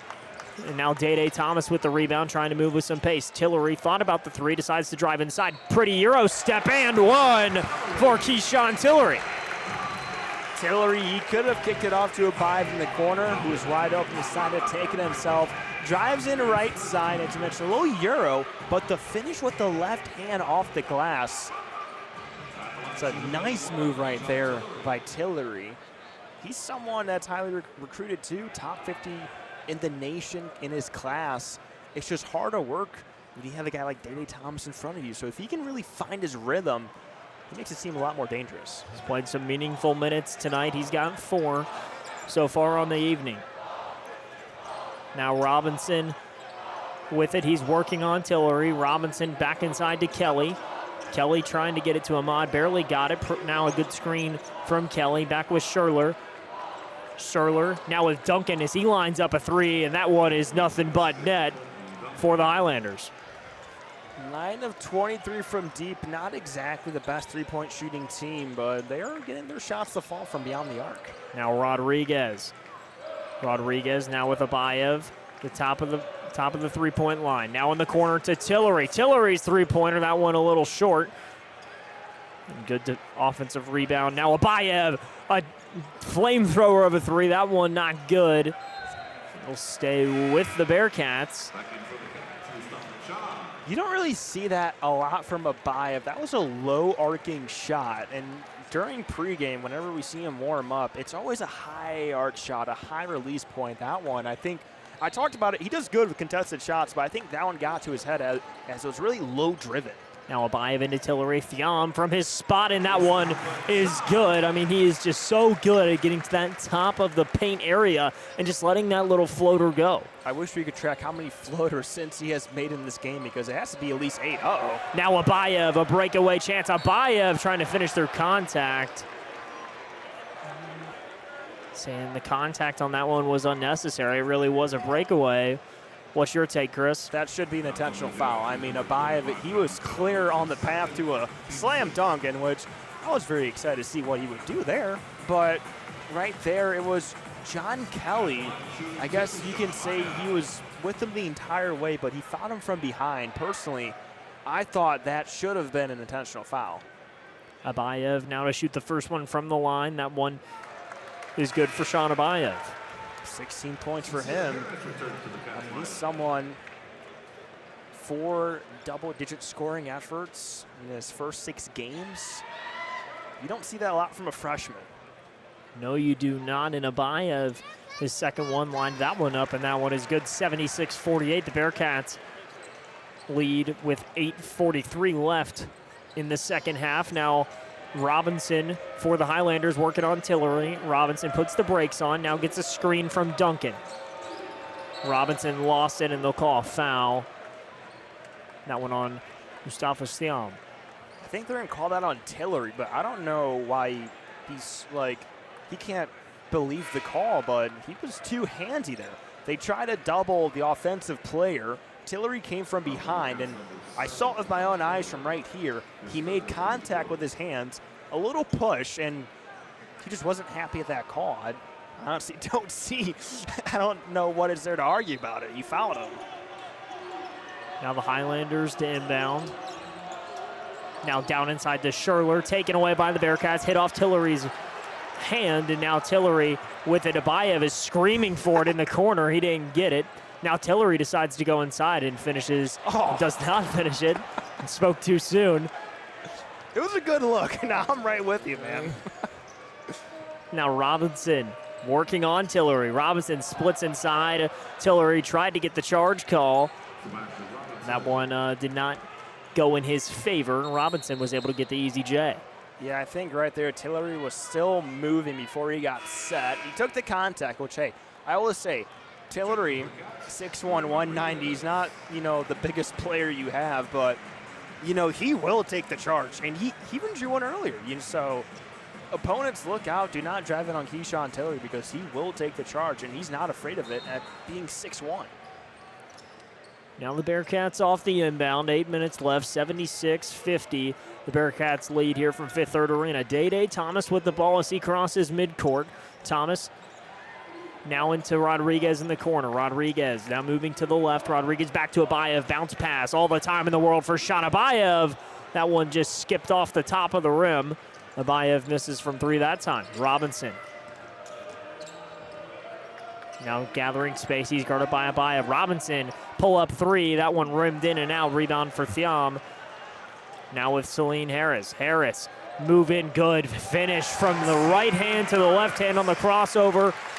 And able to go up and finish with the left hand. I will say, I think Sencire Harris has one of the best finishing abilities on this team. He has such good English when it comes to the ball. He drives in at ease and does a good job. He has so many acrobatic finishes too. It makes it look easy. Now Duncan penetrating, not able to get that one. Scherler on the second chance. That one no good. Rebound for Sean Abayev. Abayev bounce pass into Rodriguez. Rodriguez thought about throwing it inside, and now will throw it into Thiam, who got pushed from behind. And now a beautiful find from Thiam to Harris. Ooh. That one no good. Abayev fighting to keep it alive, and that one will not fall. I don't know how Sencire Harris was that wide open. I mean, you look at Sham, who had it on the far baseline, standing on the three-point arc, looking, he threw it with one arm like a fastball to the other corner. Sencire Buck Harris was wide open, and the Bearcats are getting those looks, the wide open shots recently. Just can't get them to fall. But even at the 28-point lead, the Bearcats they looked pretty solid on offense tonight in comparison to the previous games that they played. Yeah, they had the lead against Louisville, and then just that offensive production really fell apart. And tonight they have just done a great job of staying level-headed. It's been very balanced across the score sheet. 3 guys in double figures between Thiam, Abayev, and Harris. I mean, it's just been a great night scoring for the Bearcats. Yeah, a lot of diversity, too. I mean, we have Sensu Harris, a guy that when you got him in the portal, you didn't get him for his offensive ability, and that's not to be disrespectful in any sort of way. Just recently, in the way he's playing, he's not known to be an offensive guy, which is why he redshirted, because he wanted to be known as someone who can be a playmaker on the offensive end. Tonight, he has 10 points. Sean Abayev is a Sean Abayev. I already talked about him a little too much. He's got 17. Mustafa Cham, 13, all inside the paint. Just feed the big man. And you look at Jordy Rodriguez as well, someone who didn't play the last 2 games. He's your sharpshooter you got from Spain. He pitched in a couple of 3-pointers as well. So what I like is the diversity Cincinnati has to offer so far in this game. No, I totally agree with you on every point. And I mean, Kirk Carissa, again, 6 assists here tonight. 6:47 left to play here as we're in a media timeout. You're listening to Bearcast Radio. We'll be back with you here in a few moments.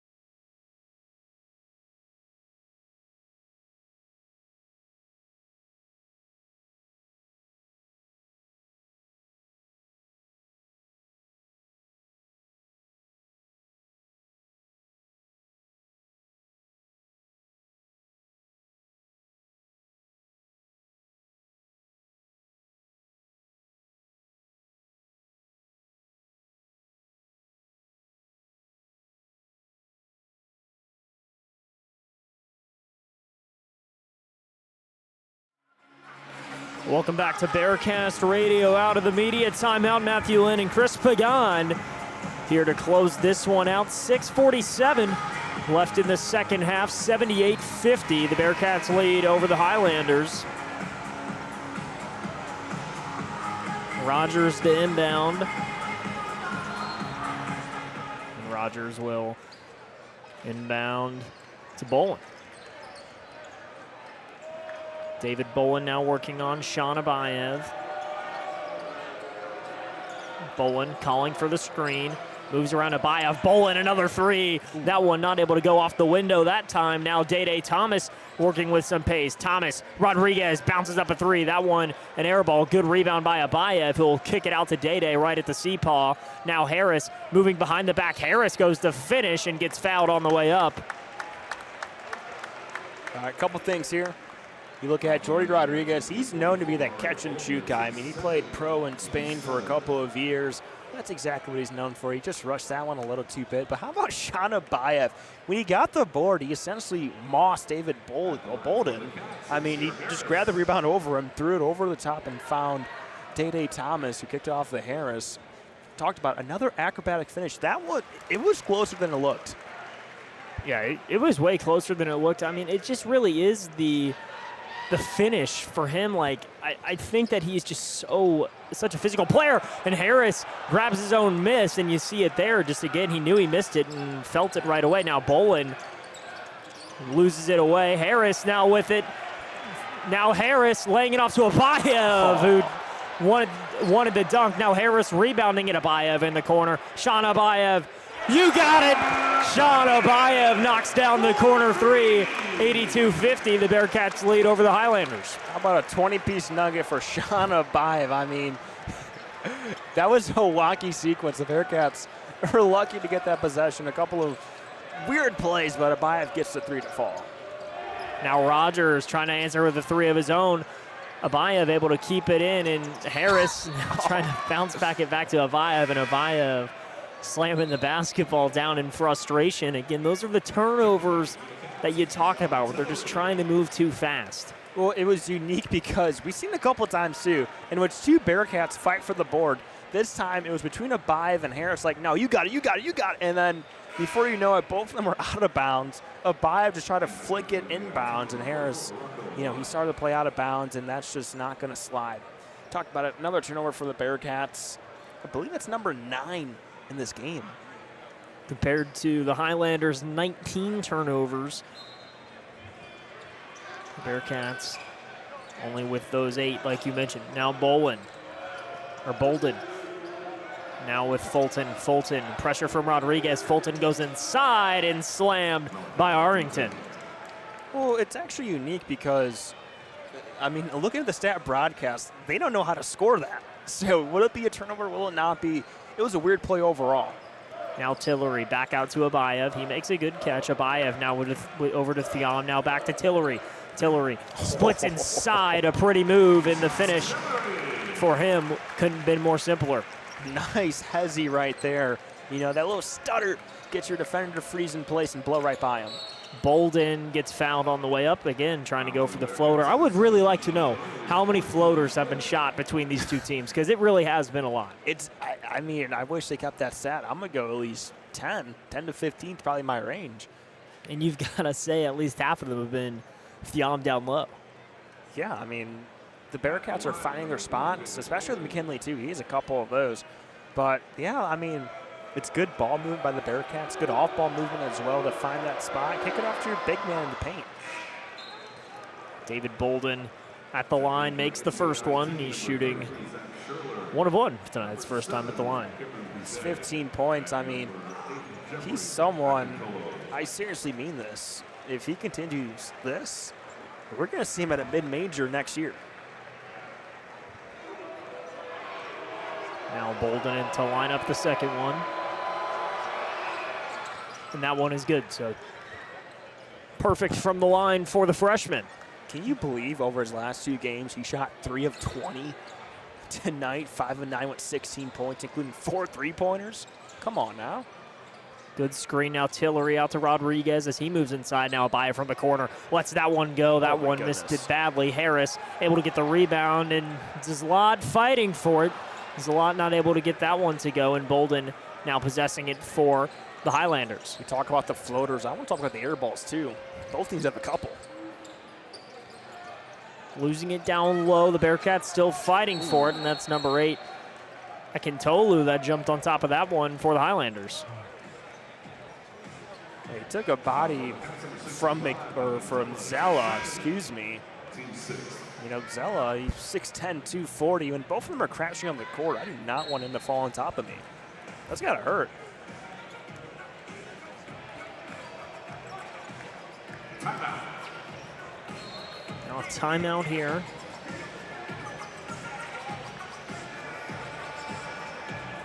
You know, 4:16 left here in tonight's game. The home crowd kind of heading out, knowing this one is kind of in the bag and trying to beat the traffic out. I mean, you know, the Bearcats, they had a couple of games. You start back in the exhibition schedule, you play Michigan on the road, you win that game, and then you play Arkansas in Fayetteville, and you unfortunately take the loss to Coach Calipari, one of the best head coaches in the sport. And now you start regular season play, you open up against Louisville, and you lose that first really top-tier team that's ranked, and then, I mean, you've had the Dayton game in there. That was a good win. But what is really the direction that this Bearcat team is going to need to make the jump from last season to this season? I think it's honestly hard to say. There's so much I can talk about. I think a key thing is it's a lot of new faces. You know, this team only retained 13% of its scoring from last year, so you have to work out that chemistry between the players, which is why you're seeing guys like Abayev and Day Thomas out there up by 30 with under 5 minutes left to go. But it's the same that's happened the past couple of years. It's whenever the Cincy team hits conference play, their offense almost seems like it just forgets how to operate, because so many times we have seen it that the defense does a good job, but the offense is just nowhere to be seen. I mean, even in a couple big games last year, they struggled to put up 50 points yet alone. like that's just not acceptable, and especially nowadays in the Big 12 that's so competitive.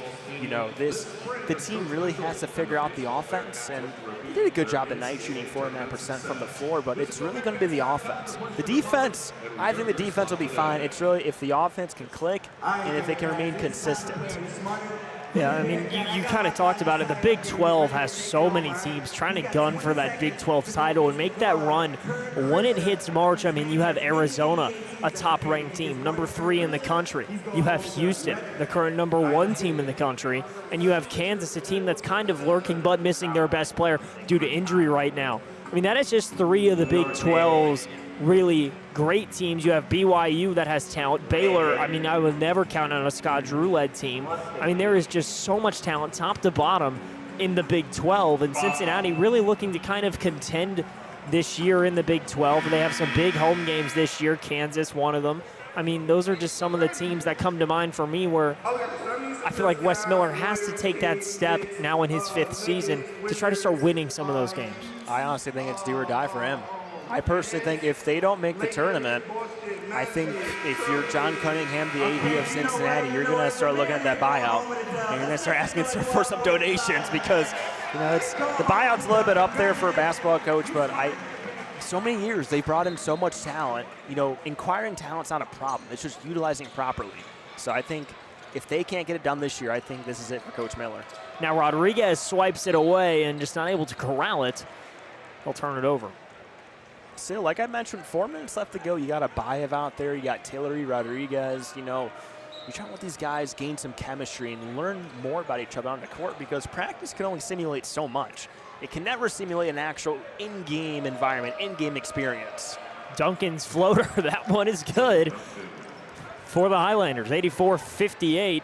Now Harris moving inside. Harris goes up, and that one just able to not get the lucky bounce to fall. 3:55 left, and Harris will go to shoot 2. Let's see, if we had a quarter for every floater that was shot, I think we might have some Chipotle for dinner. I mean, there's been a ton of floaters in this game, dude. It feels like almost every shot, once they kind of cut inside, nobody's really trying to finish at the rim. It's just trying to let things go from that, 6-foot radius, and it's just been a floater, and Harris missed his first free throw. Harris' second one, that one is no good as well. Something you don't want to see late in the game is missing free throws, but Harris has played exceptionally well tonight, 11 points, 2 of 4 from the line. Now the Highlanders trying to see if they can fester this young group into becoming something better. Now Rodriguez takes it away. Rodriguez goes up and is fouled. No one going to complain about the call that time.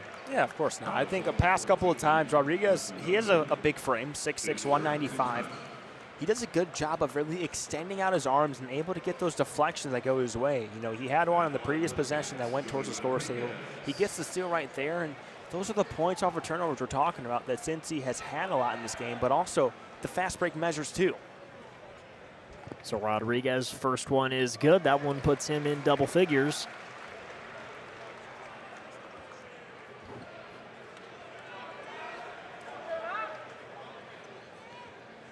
(85-56) Rodriguez. That one in and out is a lot. Tried to go up and get that one, and I believe it was over the back. Yeah, that's what I thought it was as well. Does that put them in the bonus? It does. Wow. Yep. So 3:32, 85-56. I will say, though, if you know Cincinnati, you know how they shoot free throws as a team. Let me tell you, it's not good. If you are a coach, you do not want to see Cincinnati play basketball because you might crash out the way they shoot free throws. I know a couple years ago they lost so many games, close games in Big 12 play because they couldn't shoot free throws. Cincinnati shooting 67% from the line tonight. And NJIT misses the free throw. Now with Harris. Harris splitting inside, and they'll call a block, and Abayev will let a 3 go, and that one not good after the whistle. Sean Abayev with 20 points tonight, 6 rebounds, 2 assists. talked about it. He's the bright spot. The only thing is we would love to see him drive in more. I mean, out of his 12 shots tonight, 10 of them have been from beyond the arc, which is, you don't necessarily want to see that from someone who's 6'8". That's the only problem, I think, when you're looking at a guy like that, is if you're an NBA scout, you're looking, 6'8" point guard. I need that guy to go down low, get some tough, gritty buckets, and he's just electing to shoot almost exclusively from the three, and I feel like that's been kind of how he started the 6 games. Now, he is a freshman. He will learn with time. I think that's just a skill that he's going to have to continue to be more used to. Now Ahmad, a spot-up three. That one no good. Abayev brings in the rebound. Sean Abayev trying to move with some tempo. Abayev turns it over. Now the Highlanders and Duncan brick the layup, but a Katonlu gets that one to go. Talk about Abayev. I mean, coming into this game, he was 7 for his last 27, with 17 of those being from beyond the arc. So like you mentioned, just develop that skill set. Harris pretty pass into Zalat. And Zalat gets that one to go. That's his 8th point of the night. 8 points for Zella. You know, he's probably that third option at the center for the Bearcats, so good showing for him so far.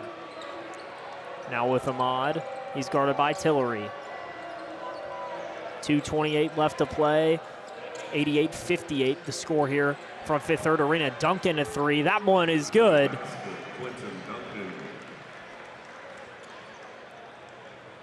Duncan with 8 points. Well, look at this. How about NJIT shooting 50% from beyond the arc in the second half and 41% from the floor? Tillery, a quick jumper. That one off the back iron. Now rebounded by Rodriguez. Harris now with Tillery in the corner. Tillery takes a step to the left. Tillery, that one is good. Keyshawn Tillery is 9th point.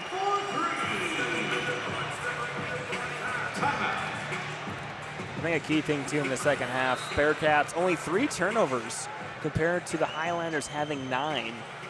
You know, it's been a key thing to talk about these past couple of games for Cincinnati. I mean, you look at the stats, Highlanders have 20 turnovers, Bearcats have 9. Ball security was always going to be a huge emphasis, but for Cincinnati, how about this? Grant Derbyshire coming in, the hometown kid. Derbyshire in the game for the Bearcats. The Bearcats lead by 30 here with 1:53 left. All right, let me tell you. The offense, I don't care what you say.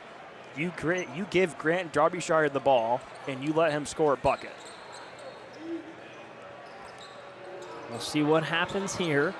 Now NJIT moving with it.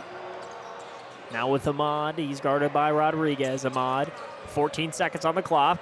Turnaround jumper, that one off the front rim, rebounded by Abayev.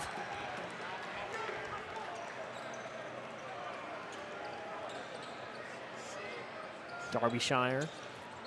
And trying to find him. I was hoping that they were going to try to give it to him, but Zalat went inside and got the and one. And I think that's definitely a design play for Derbyshire. It definitely is, because you give it to your center who's driving in. He draws in that defender who's playing very far off from Derbyshire. And usually that's usually a kick out for a corner three, but Zella, he's like, I'll take it myself. I don't care. Goes off the glass, gets the and one. Well, Zalat now with 10 points off of that and trying to convert the three-point play, and it rattled in. So now with 11 points for Zalat tonight. Bearcats have 5 players in double digits, which is a very good thing to see. It's all balanced out, which I like. Again, Cincinnati, you're really searching for that more balanced offense. And I feel like you've got that tonight when you score in the high 90s. Now Duncan with it for the Highlanders. Now laying it back, a deep three, and that one off the bank, and that one in. So Zalat now to inbound for the Bearcats, now with Abayev. 57 seconds left in the game as he takes his time. Abayev calls for the screen, a spot-up three. That one missed to the right of the rim, and it's short. Derbyshire in the corner. Derbyshire driving down low, now posting up with Ahmad. Derbyshire turnaround jumper off the back iron. Couldn't get it to go, and now the quick three for the Highlanders, and that one rimmed in and out. Scherler trying to fight for it, and it'll stay with the Highlanders. That was the look for Derbyshire. I think everyone in here knew he was going to drive in and take it himself. He's a kid that, you know, if you're from the area, you went to Sycamore High School, not too far down the road, so we'd love to see him in. Now the inbound three for the Highlanders, and that one is good. Pagan gets it to go, and now the shot clock turned off, and the Bearcats will look to just dribble this one out. Let me tell you, even though Cincy won by 27, you just know Coach Wes Miller is going to be very upset at that final minute of how this game closed out with NJIT going on a 6-0 run over the last 45 seconds. But overall, it's a good showing from the Bearcats. You got to close out that game. I know Coach Miller's going to be upset at that, but hey, a win is a win. Bearcats get it done. Bearcats do get it done. Your final score, 94-67. The Bearcats get the win at home over the Highlanders. You've been listening to Bearcast Media. I'm Matthew Lynn. Joined alongside me tonight was Chris Pagan. Thank you guys for listening. We'll catch you later.